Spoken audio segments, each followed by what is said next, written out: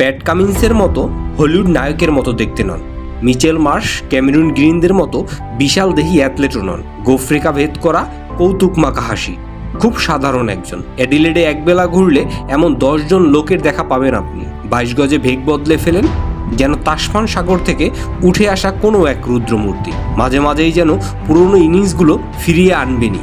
সঙ্গী 2টি গ্লাভস, 2টি প্যাড, 1টি হেলমেট। তারভিসেট নামটা আলোচনায় এসেছে 2023 ওডিআই বিশ্বকাপের ফাইনাল থেকে। 2024 আইপিএলে 6 ম্যাচে 216 স্ট্রাইক রেটে সংগ্রহ করেছেন 324 রান। অরেঞ্জ ক্যাপের দৌড়ে অবস্থান করছেন ঠিক 2-এ। তবে আজ দিল্লির অরুণ জেটলি স্টেডিয়ামে যা করলেন তাতে রেকর্ড বুক পুরে হয়েছে ছাই। মাত্র 32 বলে 89 রানের অতি দানবীয় ইনিংস।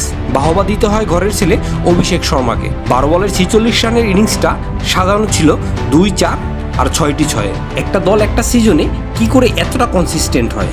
অভিষেক, তারভিসেট আর ক্লাসেনের আগ্রাসন না দেখলে আপনি বুঝবেন না। এক সিজনে 250+ 3টি ইনিংস। হায়দ্রাবাদের ব্যাটে 300+ রান দেখার জন্য মুখিয়ে আছে ভক্তরা। সানরাইজার্স হায়দ্রাবাদের জন্য অনেক অনেক শুভকামনা। আহমেদ আমান, দ্য ক্রিক টাইমস।